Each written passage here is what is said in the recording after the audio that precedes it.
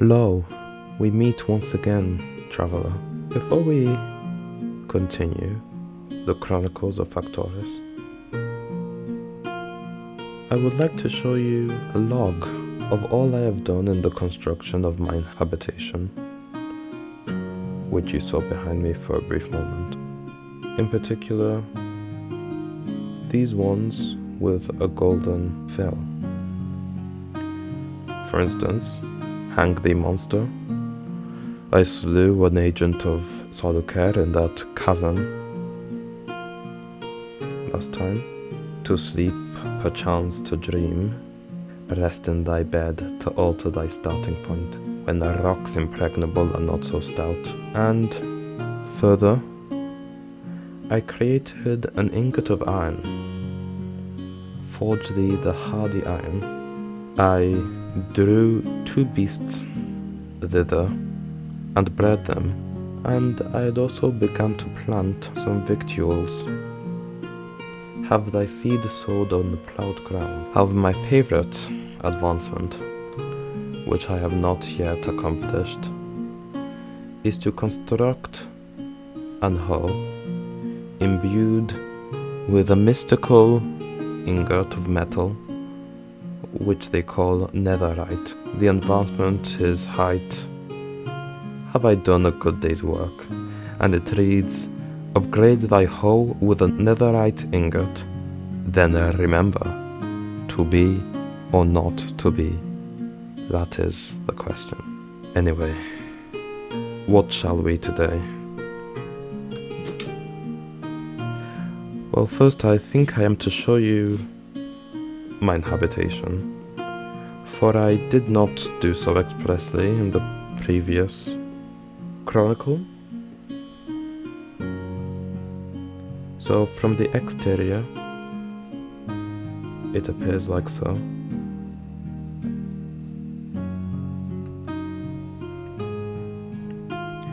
And you would have surely noticed a standard upon my door.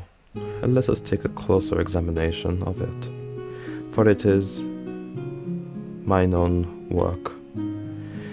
It was inspired by a divine source, by Exolenk. It represents all the houses and protectorates that will be Factoris, and the coat of arms of her leader, Subrectius Immaternus Requilis. This is why mine habiliment and the standard are matching somewhat in their colour schemes. But 'tis not the only standard I created, for, behold, this is the standard of the military might of Exolenk and of Factoris, and therefore any shield or any carrier of this flag shall surely be saved and delivered from the evil snares of Soluker and his tyrannical minions. Anyway, let us now continue with this demonstration of the castle I had heretofore constructed. It is a 3-tiered design. Firstly, the basement, where I store all mine possessions. Here are the remains of all those ministers of Soluker who had fallen under my hand. Here are all the tools which I possess, together with the Chronicle from last time. Here are miscellaneous products. Behold the wall, the fell which I used to create those standards. Here are all my victuals. You would surely observe that there are of limited supply. Therefore I must hie and collect some more in due course. Here are all of my wooden apparati.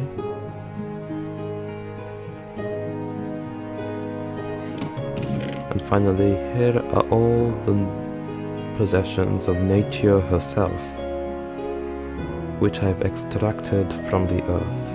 Here are mine riches. They are of very tiny, minuscule supply. Hither are all my stone products. Grainstone, marble, limestone, cracked bricks,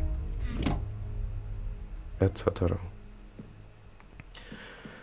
And behold, it is night already, so to bed I go.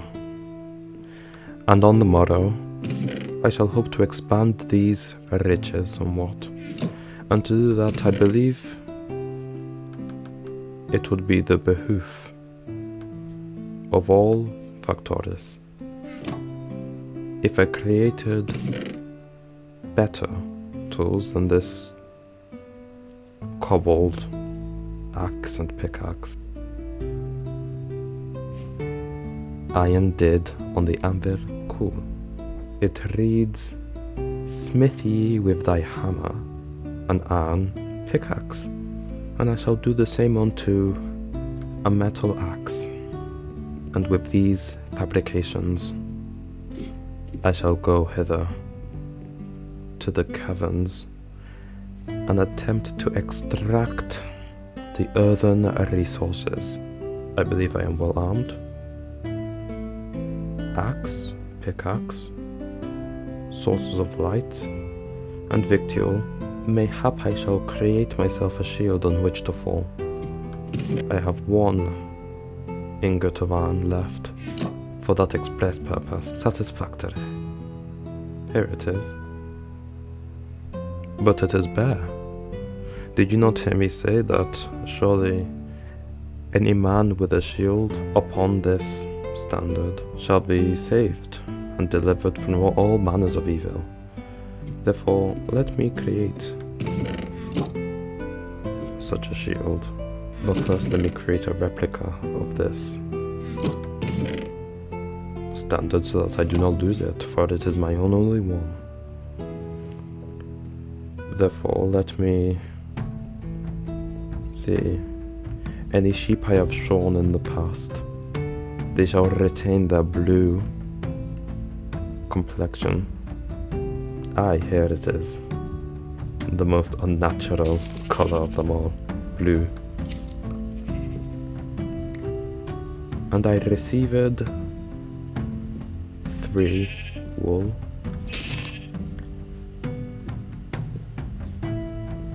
Let me create some black dye and smear it across this grey sheep. 1, 2. In total I have 10. Aye, that should do it.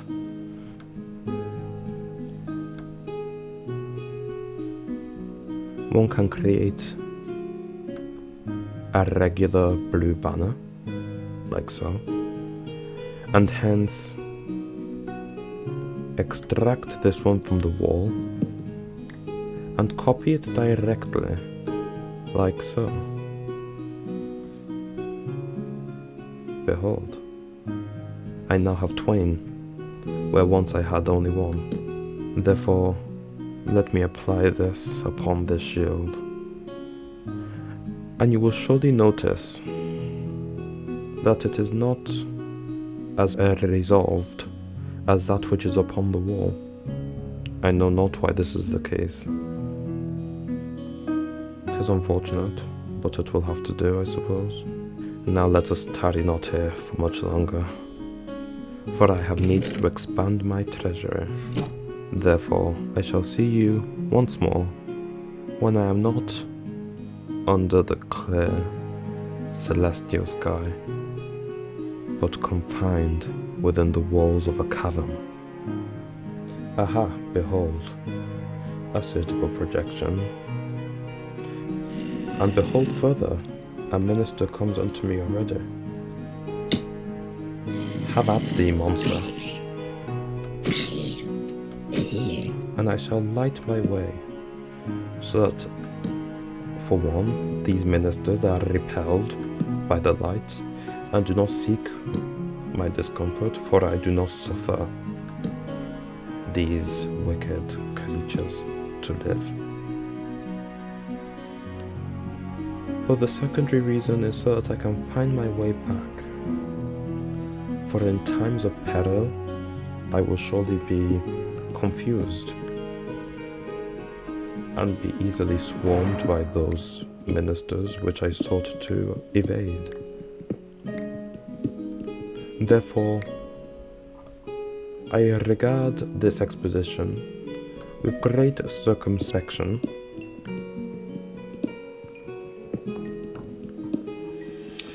and will do whatever I can to forfend the ministers of evil which compass about me. Behold, I find a copious amount of copper, yet I do not find divers resources, only copper and coal. Mayhap I should venture further down to seek the precious ores. Aha, here may I descend further, and experience privily the forces of evil and of aspiration. For is aspiration and evil not so distant? Or is it perforce that any ambitious design is evil in its inherent value? Note ye, I have a stack 64 plus 16, 4 copper, yet I only have 4 iron. Is this not too disproportionate? And behold, the cavern ends here, with this stalagmite obstructing my path. Perhaps there are alternate routes on which I may take my devilish course.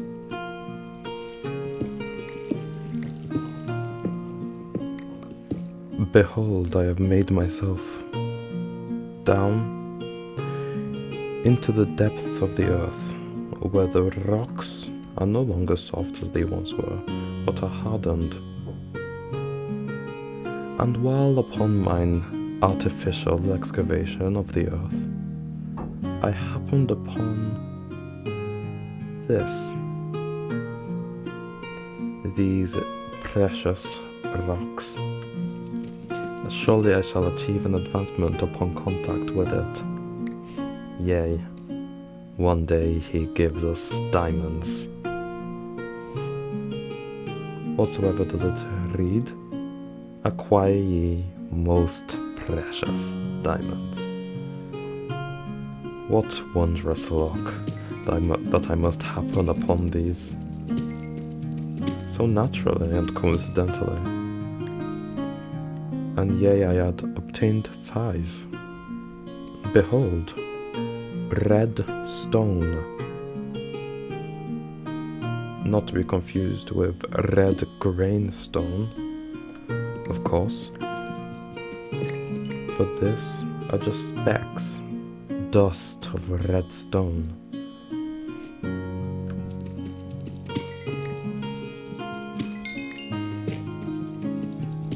And it leadeth me unto a cavern where there are ministers about.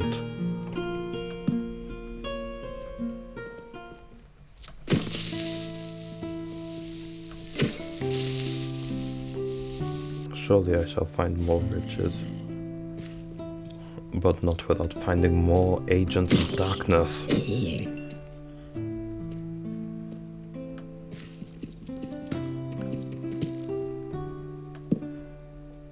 Iron.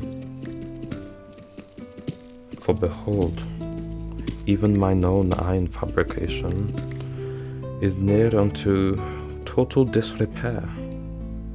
Therefore I must collect a good deal of iron.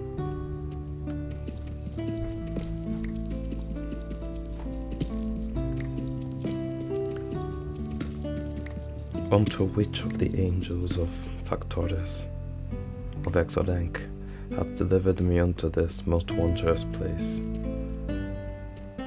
where I can extract most freely the riches of the earth and of nature herself. This hardened stone, which shall be height, deepeth slate, and even unto gold I find hither. But an ambuscade is hither also. I must be wary, for if I am to perish in this dismal place, it shall not be so great. For it is dismal and wondrous simultaneously, in terms of the gold and all the riches of this land, but the perils thereof are of equal and tantamount measure. Therefore I must be sure that I am not in the reaches or within the grasp of peril, for it shall be so discomforting and dissatisfactory if I shall lose all of my possessions which I have heretofore gathered, including these 5 diamond. And behold, an abandoned mineshaft, perhaps a former ruler of this land, ventured into this cave and built this mineshaft. It is now filled up with spider's web.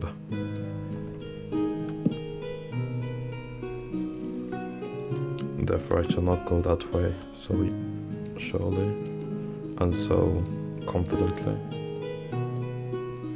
For if that former ruler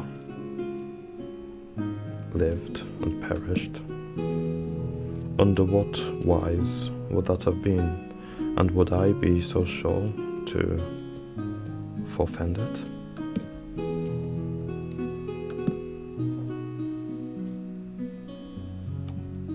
There is indeed a great deal of copper here.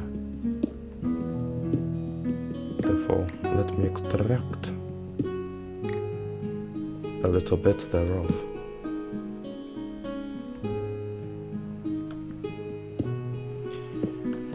But even so, my pickaxe is near unto destruction.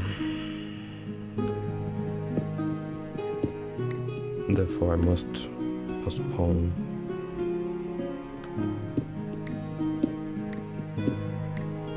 and forsake this venture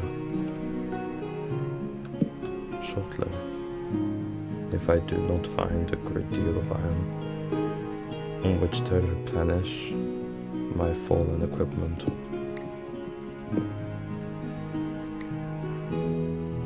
But really there is an unnatural degree of copper here. Wherefore is this the case? I do not complain, merely wonder, for I am bemused at this abundance of copper.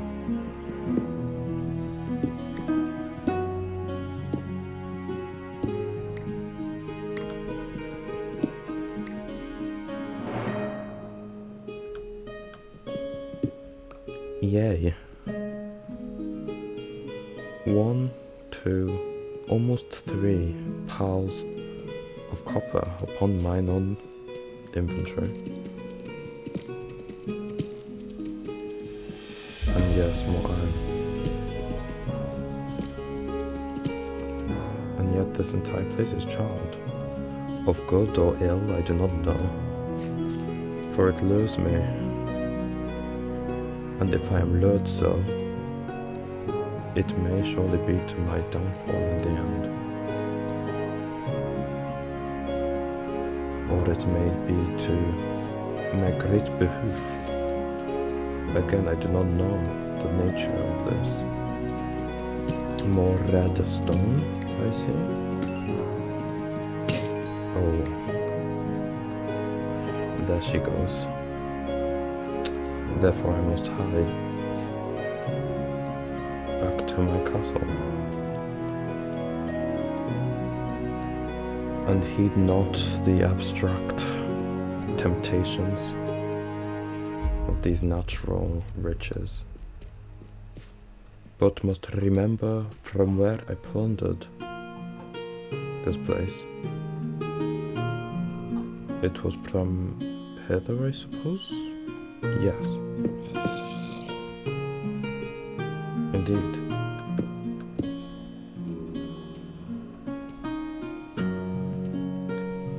Ah, it is unto night, therefore, let me to bed. One day he gives us diamonds. How wondrous. Therefore, I think I shall say with satisfaction that I have expanded my riches, which I so designed to do at the beginning of this chronicle, together with these 5 diamonds. Incredible. Not least forgetting the gold too, and the redstone, and all this coal also, which shall fuel the advancement of Factoris. Even unto these cobblestones, every single thing upon this earth has its use.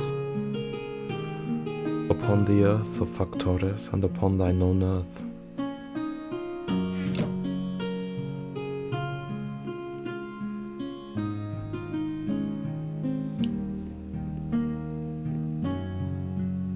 Something abideth in the field,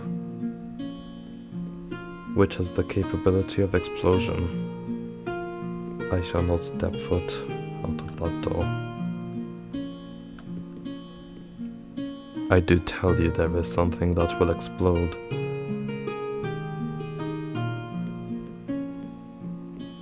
I saw it. Aye, there he is. I knew there was one such fellow who, upon contact, shall surely explode. Therefore beware, I tell you. I shall not step foot outside of this place, wherewith the fundamental principles of life. If I want to preserve it, I shall not go outside. It's as simple as that.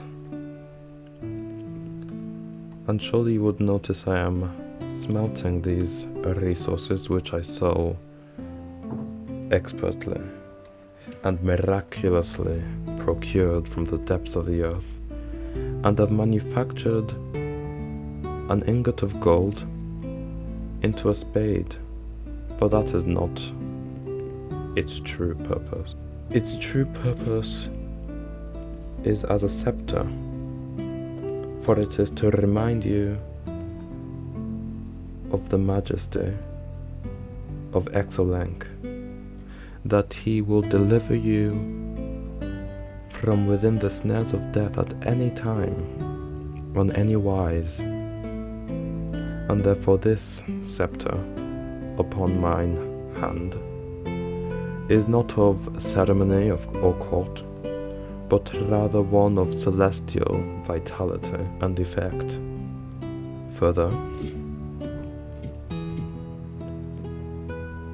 with 5 of the remaining 7, I shall form these ingots of gold into a golden cask, which I shall use as mine crown, for it is to say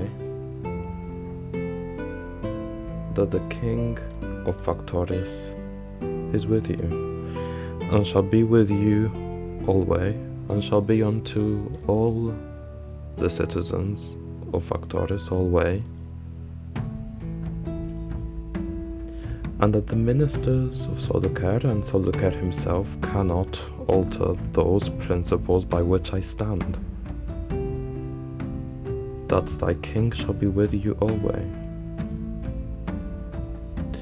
and with the might of Exolenk, which I have decorated upon my shield, no manner of evil, on no wise or on no account, shall befall the people of Factoris, the good folk of Factoris, whose public enemy is the minister of Soluker,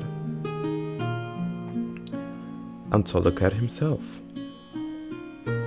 With these iron ingots, I shall create blocks thereof, and once I have 3 blocks and 4 regular ingots, I shall be able to construct an anvil on which to rename this golden spade from its pretended name to its true purpose, and therefore its true appellation, as the scepter of perpetuity, for it shall remind you that the kingdom of Factoris and her king are both with you always, and that even unto death, even unto expiry, their king shall not halter, nor tarry in the progression of his kingdom, but would rather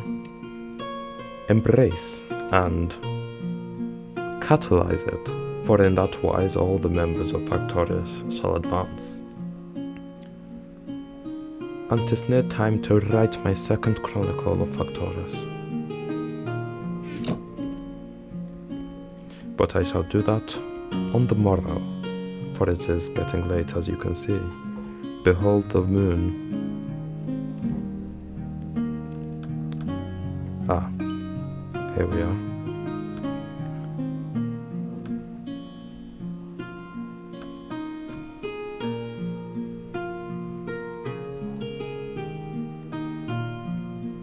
Mine anvil,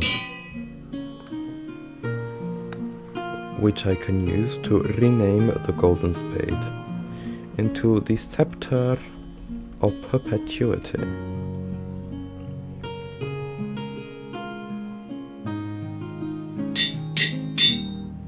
Very well, and very good, for I can put this solitary ingot away and hold my scepter in mine hand, and it shall give me strength and you also.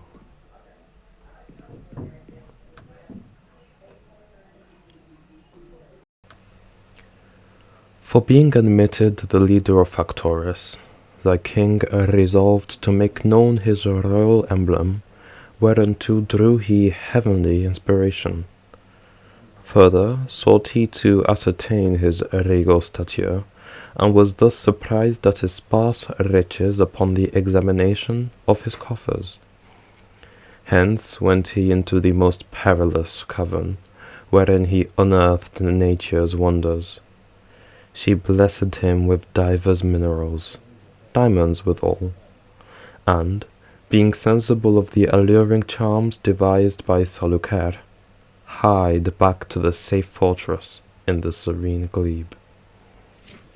Glory be to Exolenk, which has once more delivered his most humble servant unto a new day.